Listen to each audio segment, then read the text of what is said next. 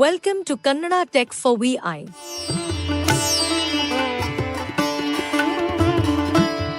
Dear viewers, I have started a YouTube channel on Kannada Tech for VI.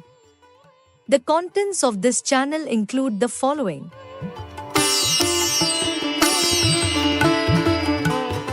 One, Technology. 2. Kannada Literature. 3. History of Poets. 4. History of Achievers. 5. Kannada Stories. I kindly request you all to encourage and support me by liking and subscribing to my channel.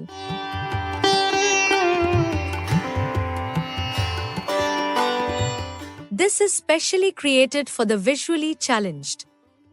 If you like our videos, please subscribe, like, and do share our videos to your friends.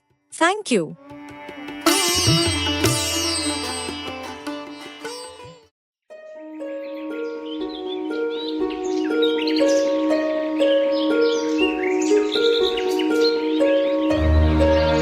ಹಸಿರು ಪರಿವರ್ತನೆ ಕನ್ನಡ ನೀತಿ ಕಥೆಗೆ ತಮಗೆ ಸ್ವಾಗತ.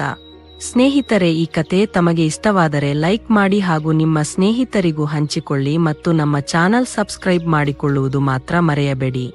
ಸ್ನೇಹಿತರೆ, ತಮ್ಮ ಕಡೆಯಿಂದ 20 like ಈ ಕಥೆಗೆ ಬಂದರೆ ಮಾತ್ರ ಇನ್ನೂ ಹೆಚ್ಚು ಕಥೆಗಳನ್ನು ಮಾಡುತ್ತೇನೆ. ದಯಮಾಡಿ ಲೈಕ್ ಮಾಡಿ ಸ್ನೇಹಿತರೆ. ಧನ್ಯವಾದಗಳು.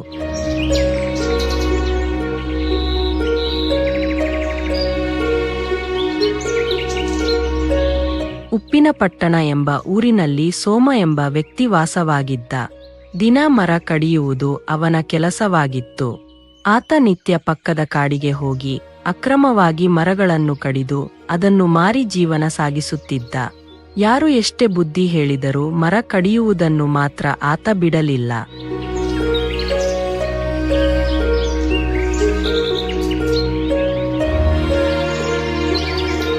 ಅರಣ್ಯ ಇಲಾಖೆಯವರು ಸಾಕಷ್ಟು ಸಲ ಅವನನ್ನು ಕರೆದು ಎಚ್ಚರಿಕೆ ನೀಡಿದರು.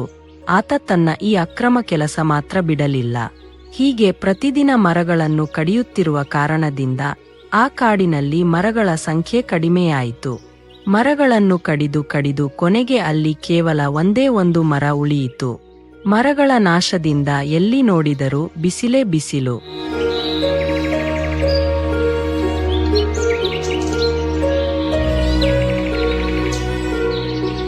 ಒಂದು ದಿನ ಉಳಿದ ಆ ಒಂದು ಮರವನ್ನು ಕೂಡ ಕಡಿಯಲು ಸೋಮ ನಿರ್ಧರಿಸಿದ. ಮರ ಕಡಿದು ಅವನಿಗೆ ಸುಸ್ತಾಯಿತು.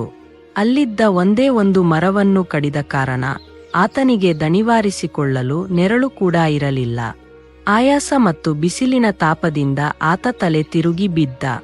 ಯಾರೂ ಆ ದಾರಿಯಲ್ಲಿ ಬರದ ಕಾರಣ ಆತ ಬಹಳ ಹೊತ್ತು ಅಲ್ಲಿಯೇ ಬಿದ್ದುಕೊಂಡಿದ್ದ. ಕೊನೆಗೆ ಯಾರೋ ಒಬ್ಬ ಅವನನ್ನು ನೋಡಿ ಊರಿನವರಿಗೆ ಸುದ್ದಿ ಮುಟ್ಟಿಸಿದ.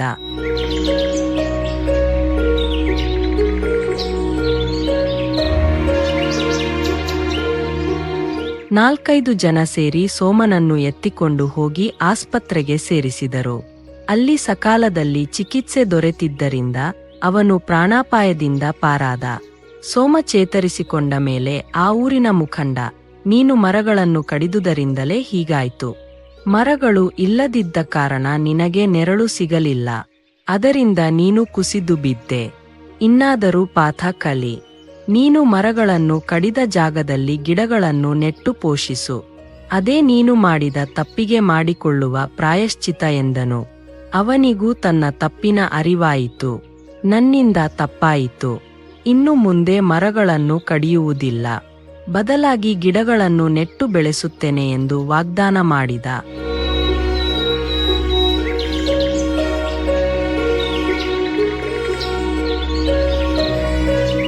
ಈ ಕಥೆಯ ನೀತಿ ನಾವು ಮತ್ತು ನೀವು ಸೇರಿಕೊಂಡು ಹೆಚ್ಚು ಗಿಡಮರಗಳನ್ನು ಬೆಳೆಸಿ ಪರಿಸರ ಉಳಿಸೋಣ.